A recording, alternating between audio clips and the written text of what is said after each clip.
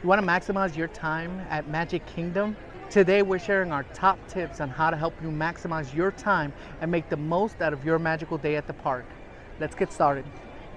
First things first, getting an early start is crucial. Getting to the parking lot around 30 to 45 minutes before the park opens will allow you to go ahead and take the monorail and go through security without feeling rushed. As you can see, the time on my dashboard is 8:17 and the park opens up at 9 a.m. So we're here at a very good time. From the parking lot, we normally have to take a tram over to ticketing and transportation where we take the monorail or ferry. But today, since we got here so early, we were able to just walk over to ticketing and transportation. The walk took us a little bit less than 10 minutes, and that was without rushing or anything. Another good reason to get here early. Looks like this morning the monorail is not up and running, so everybody has to go through the ferry boat. This might take us a little bit longer, and it might throw off our morning plan a little bit, but we'll see. The ferry boat is really the nicer option, but it can be a longer wait sometimes. Not sure how many people these boats hold, but hopefully we'll make it onto this one. It is now 8:37. We are boarded. Magic Kingdom does open up at 9 a.m. this morning, so we'll see what time we get over there. All right, it's 8:50 and we've arrived to the front of Magic Kingdom. Once you disembark, you just follow the crowd over to the ticket scanning station. It is now 8:55 and we have entered Magic Kingdom. So our tactic for early this morning is to go to Adventureland first and go on Jungle Cruise. Normally we're already in front of the land before the rope drops, but we have 5 minutes to get over there and see what we can do. The monorail not working this morning throws off my plan, but we're still here at a pretty decent time. I think we can get a lot done this morning still. You sure about that? So once you get past the Crystal Palace and you're looking at the castle, you want to head left to go to Adventureland in the morning. It is now 8:59 in the morning, and as you can see, Adventureland has already dropped their rope. They usually drop their rope about 5 minutes before. Whenever you do start your day at Adventureland, I recommend you start at Jungle Cruise, then go to Pirates of the Caribbean, then Big Thunder Mountain, then Haunted Mansion. That way you get 4 of the most popular rides done early in the morning with little to no wait times. As you can see, even with us getting there right at 9 a.m., there is already a pretty long line for Jungle Cruise. But don't worry about long lines in the morning. They move much faster than the ones later on in the day. Right now, Jungle Cruise is at a posted 45 minutes wait. I seriously doubt it's going to be that long. All right, it's 9:25 in the morning and it looks like we're about to board the boat. Jungle Cruise is a fun boat ride where you travel through different jungle scenes from around the world, like the Amazon, Nile, and Mekong rivers. The boat is driven by a skipper who tells lots of funny jokes and interesting facts along the way. You'll see animatronic animals and beautiful scenery, making it feel like you really are in the jungle. This ride is known for its humor and is a favorite for families and visitors of all ages. Just got off the Jungle Cruise, now we're heading over to Pirates of the Caribbean. Let's see what the wait time is over there. As we approach Pirates of the Caribbean, we see the standby wait is 15 minutes. I forgot to give you the time when we entered the queue, but it was around 9:40. 9:40 in the morning is when we entered the queue for Pirates of the Caribbean. We'll see how long we actually have to wait. All right, it's 9:50 and we're about to board our boat. So we waited about 10 minutes online for Pirates of the Caribbean. Pirates of the Caribbean is a classic and popular attraction at Magic Kingdom. On this ride, guests take a boat trip through a world full of pirates. You'll see scenes with pirate ships, treasure, and seaside villages. The ride features animatronic pirates and cool special effects that make everything feel and smell real. It has a catchy theme song and a small but exciting drop, making it fun and adventurous for everyone. This ride's great storytelling and immersive experience make it a must-see at the park. Just got off the Pirates of the Caribbean, now we're heading to Frontierland. Next up for us is Big Thunder Mountain. I did have technical difficulties with my camera for some reason. I did not get to record us entering this ride. However, there was a posted wait time of 30 minutes, and we actually ended up waiting 20 minutes, so not too bad.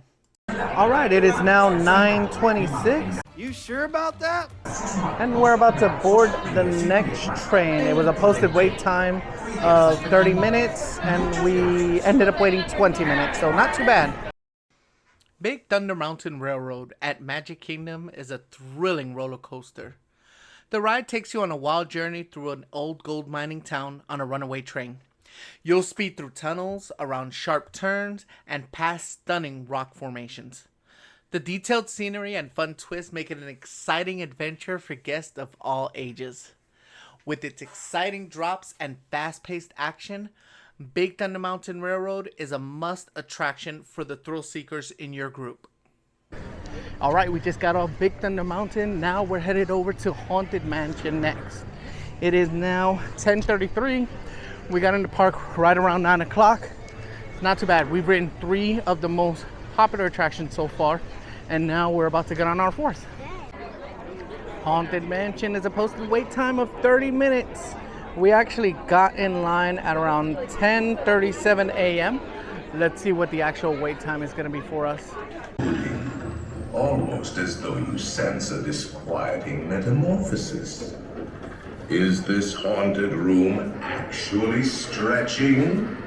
The Haunted Mansion at Magic Kingdom is a spooky and fun ride that takes you through a mysterious old house filled with ghosts and creepy sights. As you slowly ride in your doom buggy, you'll see eerie rooms, ghostly dancers, and spooky sounds. The special effects and detailed decorations make it feel like the ghosts are real. It can be a little scary for the little ones, but everything is pretty appropriate for the whole family. After getting off the Haunted Mansion, we were all pretty hungry, so we got a bite to eat at the Pinocchio Village House. There we ordered a couple of the flatbread pizzas, and you can never go wrong with an order of chicken tenders and fries. It was so nice to get some of the most popular rides out of the way early in the morning. Now we could just relax, have ourselves a quick meal, and get ready for the parade. All of the food was delicious, especially the french fries that came with the chicken strips, but our favorite was the buffalo chicken flatbread. Priced at $12.79, it was a pretty good deal for the size. All right, we just got finished eating a snack at Pinocchio's Village House. Now it's time to find a good spot to watch the parade from. So if you're looking towards the castle, it looks like the popular side is the right side for the parade. Looks like there's more shade on that side, more shaded area for you to wait for the parade to begin.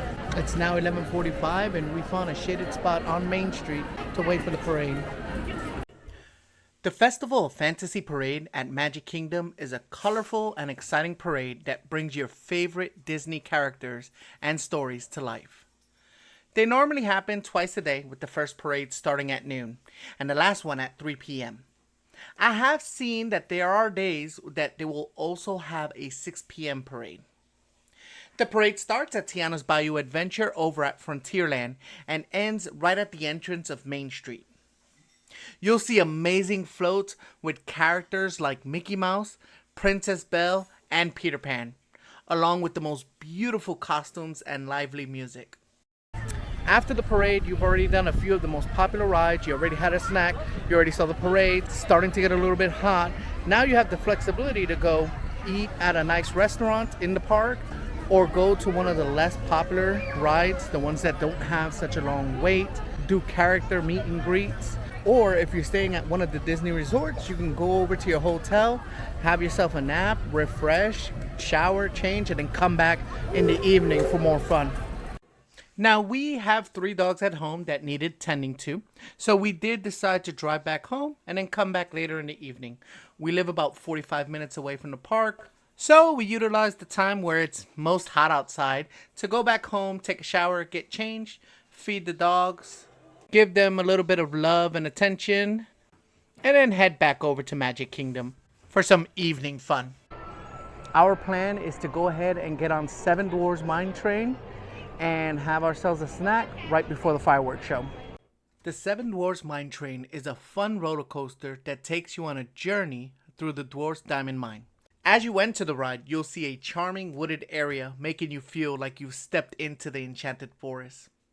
The queue is filled with interactive activities to keep you entertained. The ride itself features specially designed mine carts that sway side to side as you travel along the track. This adds a unique swinging motion to the coaster, making it feel like you're actually really riding a mine cart. The ride is designed to be fun for both kids and adults, with just enough excitement to be thrilling, but definitely not too scary. However, there is a height restriction. You actually need to be at least 38 inches tall to ride. Overall, the Seven Dwarfs Mine Train ride combines the excitement of a roller coaster with the charm of a classic Disney story, making it a very popular attraction. We just got off Seven Dwarfs Mine Train. Now we're gonna sit down for a late dinner before the fireworks show. So it's now 8:50 in the evening and we're gonna find a good place to watch the fireworks from. We're probably gonna watch them from the end of Main Street. That way it's easier for us to exit right after they're done. There's no better way to end your magical day than by watching the Happily Ever After fireworks show. If you've never seen it before and you want a good spot, I'd recommend standing in front of the castle about 45 minutes before the show starts. And there you have it, our guide to maximize your time at Magic Kingdom. We hope these tips help you have the most magical day ever. Don't forget to like, subscribe, and hit the bell icon for more Disney tips and tricks. Thanks for watching. We'll see you again real soon.